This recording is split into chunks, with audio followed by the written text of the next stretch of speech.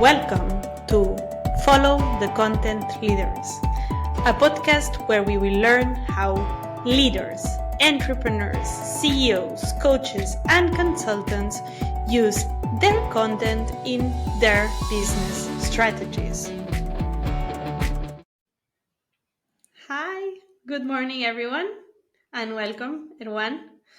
I'm here today, hello, with Erwan Drouet. He grew and sold his agency to over 5 millions in under 3 years and is now, mentoring other freelancers and agencies in their growth strategies to kind of maybe do the same that you did. So good morning, Erwan. How are you? I'm fine. Thanks for this introduction, Monica. Sure. I always like to start our podcast with one simple question. I see your office is full with things, so we might have something fun here. What is the one thing that you cannot work without in your office? Do you have any special items around? Yes, I just have to turn the camera around, but it's my drums. Ooh, I play the drums, and I every cannot hear time you. Now, it's repeat my drum. it, please. I do play music, and every time there is clients annoying me, I go and I'm A great way to get your angriness out of yourself, I'm sure. exactly to drain all of the emotions. Cool, cool. That's a first. I had never seen that before in any of other guests. So interesting. So tell us a bit more about yourself. What is it that you're doing? How are you helping these freelancers and agencies in their growth strategies? So, long story short, I created a business when I was very young, which was a video production agency. And after 2 years and a half, we grow this agency to 5 million euro revenue yearly and decided to exit this company for a lot of reasons. And finally, what I'm doing today is coaching and mentoring ambitious people to do exactly the same, meaning that reaching six figure as fast as possible. We work on their offer, we work on their lead generation system, we work in their sales process, but as well all of the back end of their business to make sure they are profitable, they are not burning out because the agency world is very, very tough. So yeah, that's what I'm doing right now. Interesting. Yeah. So then I'm curious, whenever I've had guests in the past also who have had two businesses, a bit like you, this is already their second adventure. I'm very curious to see how did you use content to build your first business and how are you using content to build now this more mentoring program that you have currently? The first one, you're not going to believe me. We didn't create anything, literally anything. So it was back in 2017, 18, and 19, where we had this very aggressive growth, and we were not creating anything, not even case studies. And we realized after, like, imagine if we created some case studies and we shared all of this on social media, maybe we would have made not 5 millions but 10 millions, I don't know. And it's speculative scenarios, obviously, but to be true, no, we didn't create anything. As well, back in 2017, 18, 19, we were not that many in the video production agents in a universe. It was not like a red saturated ocean like it is today. And today I'm still invested in some agencies, and for my business today I create a lot of content.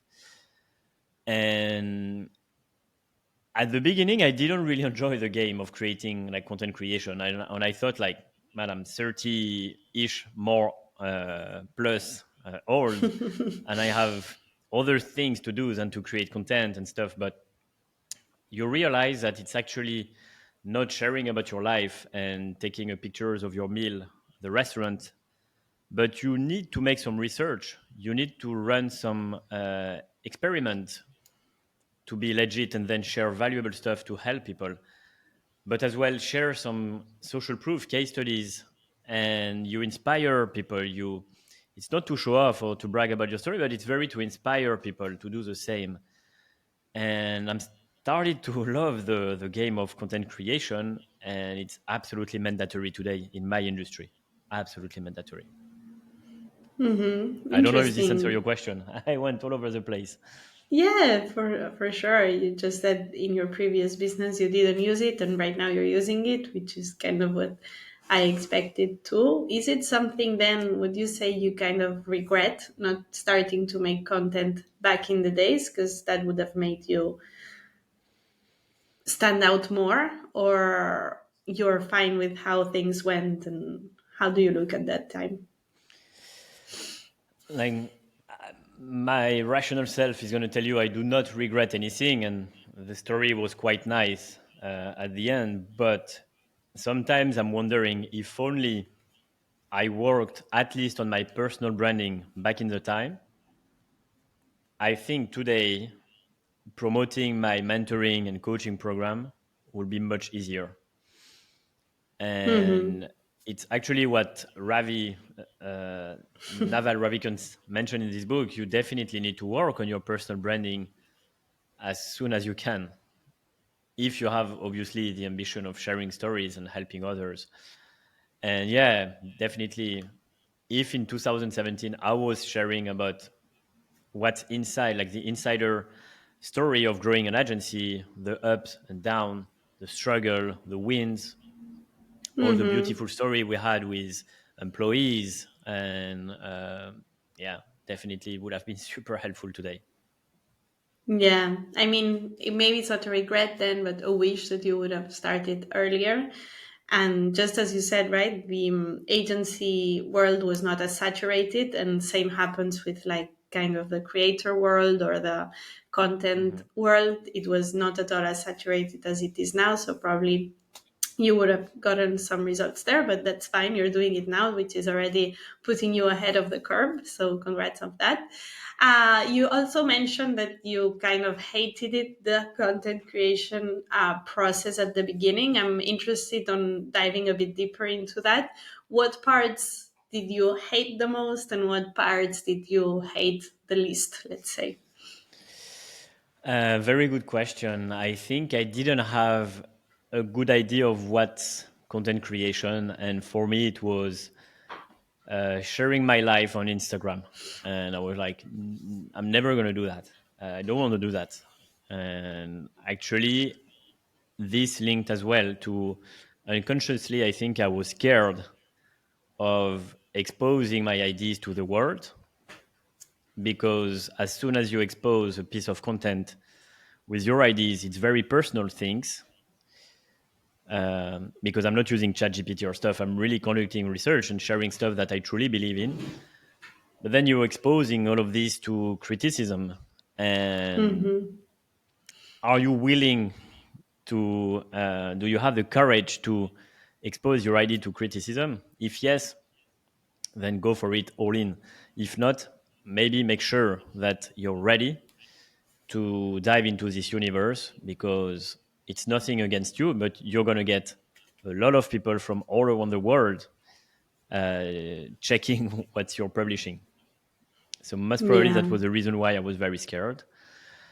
And what's funny is, as soon as you dive into sharing your idea to the world, you feel good about it. And it's a bit scary at the beginning, but you realize first that actually a lot of people do not even give their opinion. And you start receiving some feedbacks of, oh, wow, this was inspiring. Oh, you helped me with my lead generation. You helped me with that. I close client thanks to you. So you feel very good about it. And it's how actually you switch from hating the game to loving the game and getting a bit addicted to it as well. Mm-hmm. Definitely. I can relate to the mindset tricks that you give yourself to not start or not share content just because you don't want to look like whoever, you don't want whoever to say something about you, but Yeah. pushing past that and hitting that first post button, it's the only way to go, actually. So congrats on doing that. I'm curious also to learn a bit what type of content are you generating? Are you doing videos, text, which channels you're using? Uh, I started using only LinkedIn, posting things about business actionable things. For example, prompt or cold email sequence or specific video prospection, whatever, as well mixed with a bit of social proof always. To I learned this very early, but for people to understand what I'm doing is actually true and not BS, you need to show the world that there is some proof. So through my own story, but as well through the story of my clients. And I discovered recently that it's very important as well to share some content about my offers and what actually I'm doing, because some people are in my world and they do not necessarily know what I'm selling.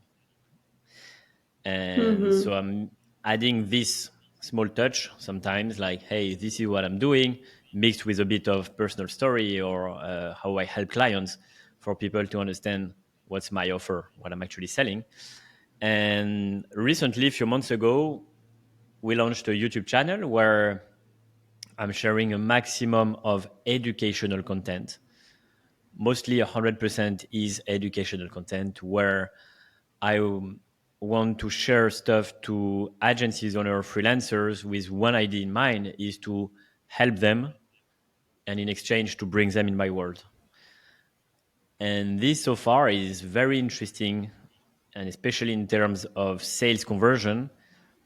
I realize the amount of touch point I have with people through my content, and as well Mm-hmm. the amount of time they spend checking my content, has a massive impact on the amount of sales I'm closing and how easy it is to close a deal.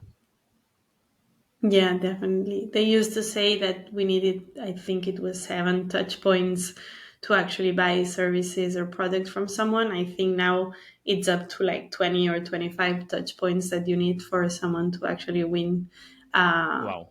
your trust and then go ahead and buy from you. So, with all of these Exactly. different types of content that you've been generated, which are the ones that you are enjoying the most to generate? The ones that you have fun with? Are there others that you just dread? How does that look like? And the maybe not fun, but the one I really like is whenever I'm reading or learning something, I will document my learning and apply these learnings to the business world or to the agency Mm-hmm. world. For example, when I'm reading a book about mindset or about growth or whatever, I will pick some very interesting information and I will bring my own vision on them for the business world. So it makes me think and create stuff that I'm usually very proud of and I very much enjoy. The funniest one are most probably recording the YouTube video. It was stressful at the beginning, and now it's just having fun and enjoying myself. And to be fair, it's much easier to speak than write, at least for me. Mm-hmm. So yeah, in terms of format, videos are the funniest one. Yeah, I've had some people share on the podcast too that they struggle when they're recording themselves whenever it's a video where you don't have feedback. Like right now, it's easier because we are in a podcast, so we are having a conversation. It's just like you have a normal conversation. But whenever you are actually recording a video, like for your YouTube channel, I know you do that, and you have no feedback coming out of the screen, that's when it gets a bit trickier and your mindset kind of plays more with you? Do you also have this feeling, the difference between recording videos where you're by yourself as when you're on a podcast or in a workshop, something like that? Like you mean how I receive feedback, right? If it's no, I was asking if it's different or if it's harder for you to record yourself when you are not having feedback than when you're actually having someone having a conversation with you. Yeah, of course, it's a bit harder, and Yeah, I have a. It's a bit weird, but what I'm doing when I'm recording a video, I pretend I have someone in front of me, and I'm picturing clients that I'm helping on a daily basis. Okay, some coaching Mm-hmm. clients, and for example, I have the camera in front of me and my drums, as you've seen at the beginning, and I will picture some of my favorite students, and I will talk to them. Like for example, Monica, blah blah blah, and here is for you, blah blah blah, and I really want to help you because I care about you because I'm genuinely interested in your business, in your growth, and your success. So it made things much easier and Mm-hmm. natural as well. Yeah, I'm And sure that's a great trick many people could also use. So thanks for sharing. yeah, you're welcome.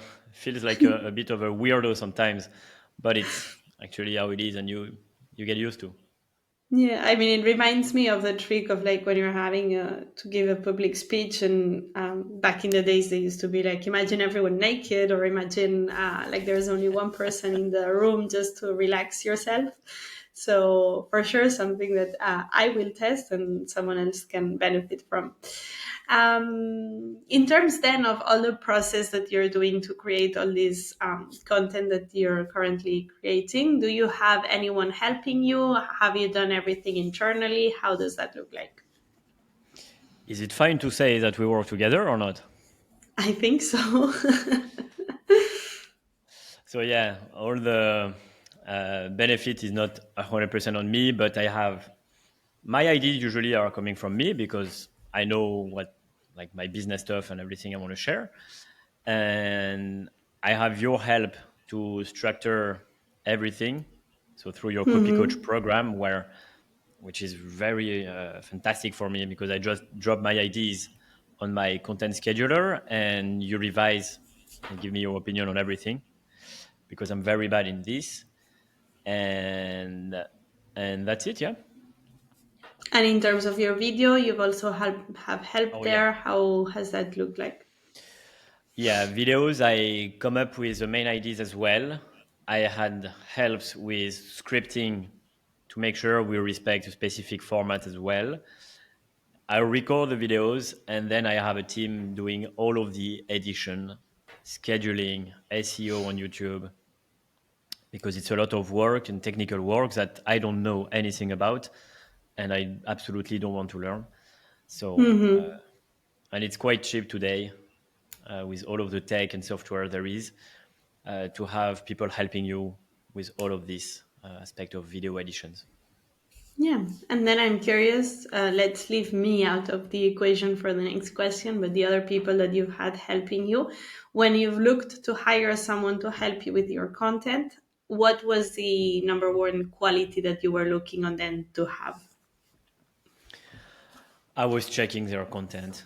Like, I didn't need a lot of social proof, but I was just checking your vibe, like the vibe and the way they create content, if they have followers, if they're legit, and which is the most important things. Like, I want to learn how to play the drums. I'm gonna check if the guy play well the drums before asking him to teach me, right, or to correct me. Mm-hmm. And the same way, I want someone to help me with my content, my copywriting.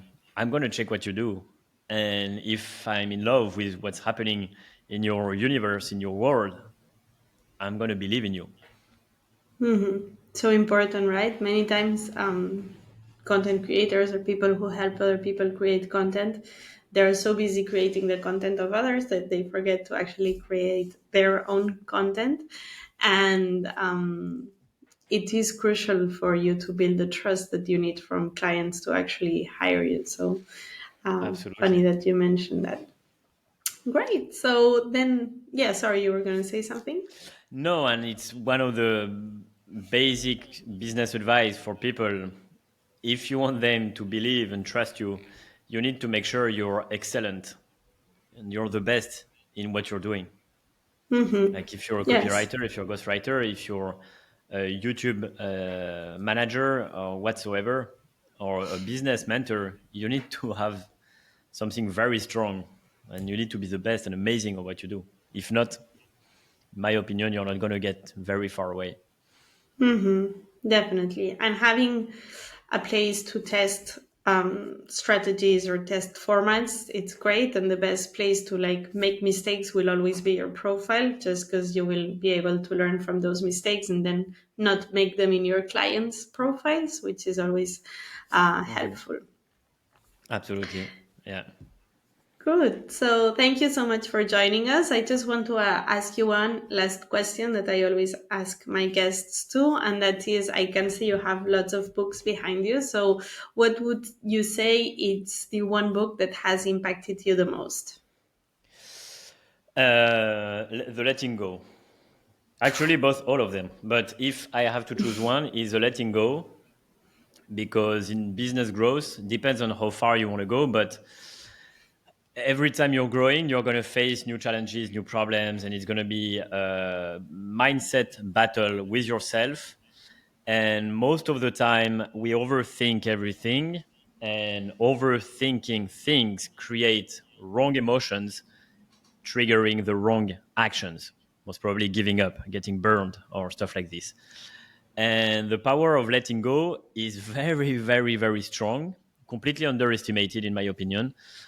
And if you manage to control a bit your thoughts, I think you're unstoppable in growth. So that will be the one. Interesting.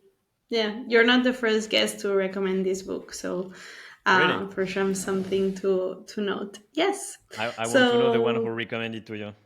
I'll share it with you right after. Cool. Thank you so much for joining us and go ahead and have a lovely day. Thank you, Monica. Bye bye. Bye bye.